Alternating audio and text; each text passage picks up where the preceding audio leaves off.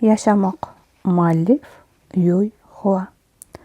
Nihoyat elchi to'xtadi va menga javob berish uchun qaradi. Kuganga ham xayr-xo'sh qildim. Kugan menga qarab qo'l siltadi. Keyin yoqimli ovoz bilan yaxshi boring dedi. Salgina bo'sh qolsam albatta shaharchaga kelardim. Elchi va Kugan o'sha yerda ekan, qishloqda tura olmay u yerga talpinardim. Haqiqiy uyim shu yoqda deya tasavvur qilardim. Bir o'zim qishloqqa qaytib kelganimda bezovta edim.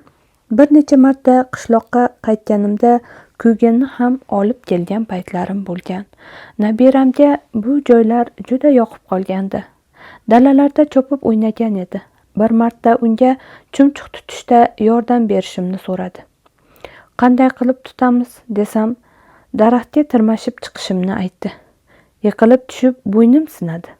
O'lib qolaymi dedim unga. Yo'q, o'lishingizni istamayman. Menga chumchuq kerak dedi u. Kugan qishloqqa kelsa o'zini o'z uyidagidek his etardi. Biroq elchi uchun o'g'lidan uzoqda bo'lish juda og'ir edi. Bir kun bo'lsa ham uni ko'rmasa tura olmasdi.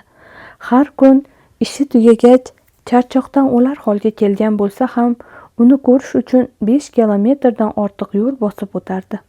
Keyin ertasiga ertalab tong saharda uyg'onar va ishga chiqish uchun shaharga yo'lga tushardi.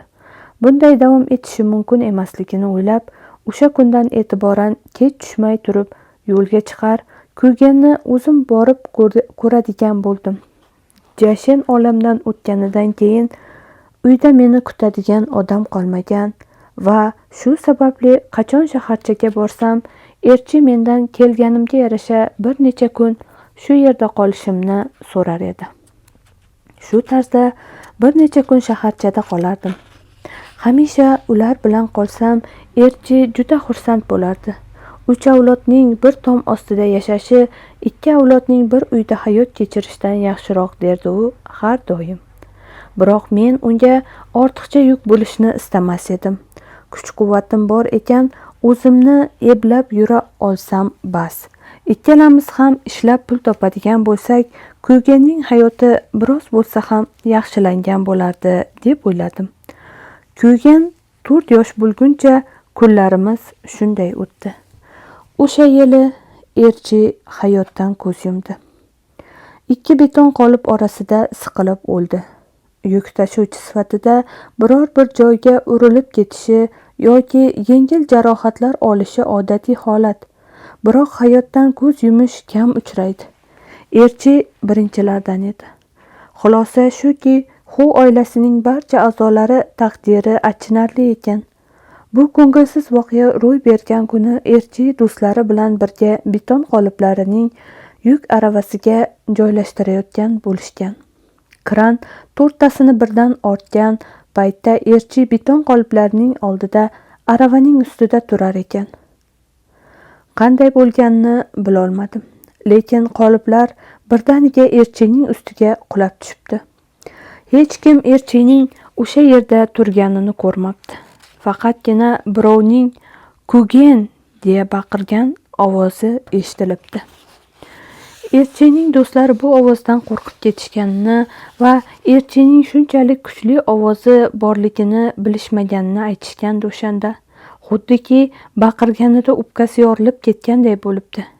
Elchini qutqarish uchun chopishganida mening yassi kallalik kuyovim jon taslim qilib bo'lgan ekan. Boshi va oyoqlaridan tashqari butun tanasi beton qoliplarining orasida qolib majaqlanib ketgan edi.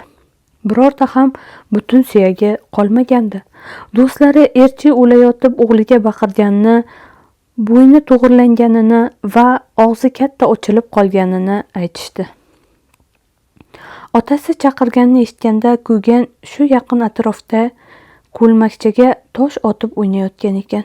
Meni nega chaqirdi ekan degandek o'girilibdi. Biroz kutibdi.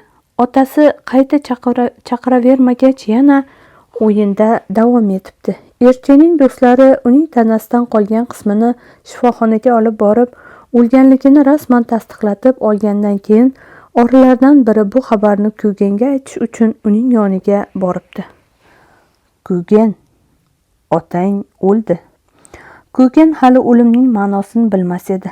Ortiga qarab, bilaman, deb javob beribdi. Keyin xabar olib kelgan odamga e'tibor qilmasdan yana tosh otish o'yinida davom etibdi. Elchining do'stlaridan biri kelib, uning shifoxonaga olib ketilganini va o'layotganini aytganida dalada ishlayotgan edim. Elchiga biror hol ro'y berganini va shifoxonaga olib ketilganini eshitishim bilan yig'lay boshladim. Elchining do'stiga, elchini darhol o'sha shifoxonadan chiqaring, u yerda qolmasligi kerak, deya baqirdim. O'sha do'sti menga qarab qoldi. Aqldan o'zgan bo'lsa kerak, deb o'ylagandir. Unga, agar elchi o'sha shifoxonaga tushsa tirik chiqmaydi, dedim. Yuchin va Fenxiya ham aynan o'sha shifoxonada jon berishgandi. Biroq elchi ham o'sha yerda o'ladi, deb sira ham o'ylamagan edim. Tasavvur qila olasizmi? Umrimda 3 marta o'liklar olib borib qo'yiladigan o'sha xonaga kirdim va har safar u yerda yotgan mayit mening jon jigarlarim edi. Qarib qolganim uchun buning uddasidan chiqa olmadim. Elchini uyga olib ketish uchun u yerga bordim. Lekin o'sha kichik xonani ko'rishim bilan yerga quladim. Elchi bilan birgalikda meni ham tashqariga ko'tarib chiqishga majbur bo'ldilar. Elchi hayotdan ko'z yumgandan keyin kuyganni o'zim bilan qishloqqa olib ketishga majbur bo'ldim.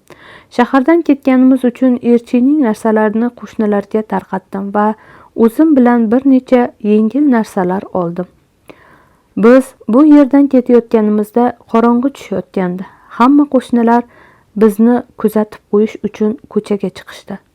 To ko'chaning oxirigacha bizga hamrohlik qilishdi va albatta kelib turinglar deyishdi. Ayollardan bir nechtasi ko'z yosh ham qilishdi. Kuyganni quchoqlar ekan, bu bola haqiqatdan ham juda yoqimtoy deyishdi. Kuyganga ayollarning yig'isi yoqmadi. Yuring bu yerdan ketaylik, deganday qo'limdan tortardi. O'sha kuni sovuq edi. Kuyganning qo'lidan tutib pastga qarab enib borar ekanmiz. Muzdek esayotgan shamol naq ichimgacha kirardi. Yurgan sayin ichimdagi bo'shliq kattarib bordi.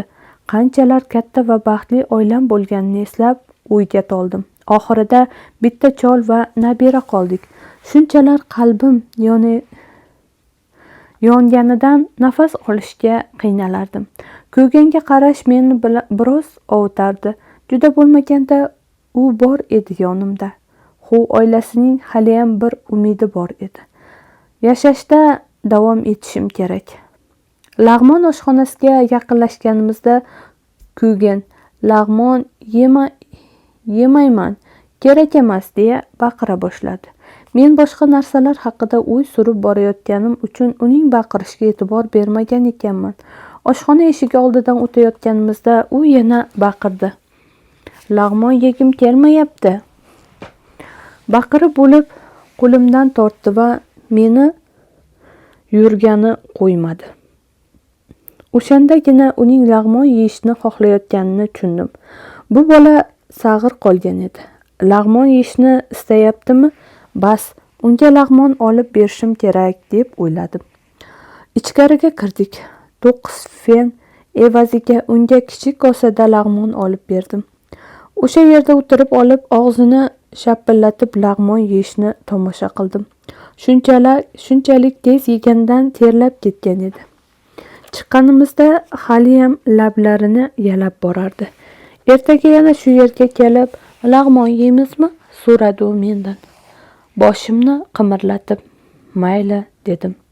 Biroz yurganimizdan keyin shirinliklar sotadigan do'konning oldidan o'tib qoldik va Kuygan yana qo'limdan torta boshladi. Boshini ko'tarib jiddiy tarzda. Aslida shirinlik yegim kelayotgan edi, lekin lag'mon yeganimiz uchun endi olmasak ham bo'ladi, dedi. Unga konfet olib berishim uchun qilayotgan ayyorligiga qoyil qoldim. Qo'limni cho'ntagimga solib 2 fen chiqardim. Biroz o'ylab yana 5 fen chiqardim. Kuyganga 5 ta konfet olib berdim. Uyga yetib kelganimizda kuygan juda charchab qolganini va butun yo'lni piyoda bosib o'tganimizni aytib noligan bo'ldi. Uni yotoqqa yotqazdim va oyoqlarini yuvib qo'yish uchun isitishga suv quydim. Suv isiguncha kuygan uxlab qolgan ekan. Uni ko'rib yuzimga tabassum yugurdi. Oyoqlarini yuqoriga ko'tarish og'riyotgan oyoqlarga foydali. Bu bola hali juda kichik edi, lekin o'zining g'amini yeyishni bilardi. Shundan keyin ichimga g'ulg'ula tushdi. Kuygan o'z otasini qaytib ko'ra olmasligini hali bilmas edi. O'sha kuni uxlab yotganimda ko'ksimda bir og'irlikni his etdim. Kuyganning dumbachasi mening ustimda ekanligini uyg'onganimda bilibman. Uni o'zimdan itarib qo'ydim va endi uxlayman desam, u yana dumbasini mening ustimga asta-sekin tiqishtirib kela boshladi. Qo'lim bilan tutib ko'rsam, tagini ho'llab qo'yibdi. Yotgan joyini ko'lmak qilib ho'llagan, shu sababli men tomonga surilib kelayotgan ekan. Pinjimda uxlashga qo'yib berdim. Kuygan ertasigayoq otasini sog'ina boshladi. Men dalada ishlar ekanman, u ham tepalik ustiga chiqib o'ynab yurardi. Kun bo'yi o'ynaganidan keyin kelib, "Meni uyga olib borasizmi? Yoki meni olib ketishga odam keladimi?" deb so'radi. Kuyganning bu ahvolini ko'rgan hamqishloqlar unga achinar va qanchalik tolesiz avlod ekanligini aytishardi. Keyin bir odam unga qo'qqisdan "Uyingga bormaysan endi" deb qoldi. Kuygan boshini qimirlatib e'tiroz bildirdi va "Albatta boraman" dedi. O'sha kuni kuygan otasi kelmaganini ko'rgach, bezovtalana boshladi. Bir narsalar deya tez-tez gapirgani uchun hech gapiga tushunmas edim. Kimlarnidir so'kayotgan bo'lsa kerak deb o'yladim. Nihoyat men tomonga qaradi va "Mayli, kelmasa kelmasin. Men hali kichkinaman. Uyga boradigan yo'lni bilmayman. O'zingiz olib bora qoling" dedi. "Otang seni olib ketishga kelmaydi. Men ham seni olib bormayman. Otang o'ldi o'g'lim" dedim unga. "O'lganini bilaman" dedi kuygan. "Kech bo'ldi. Lekin meni olib ketishga haliyam kelmadi."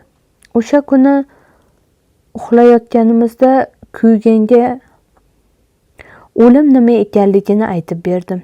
Insonlar o'lgandan keyin ko'milishini, yashayotgan odamlar ularni endi aslo ko'ra olmasliklarini tushuntirdim.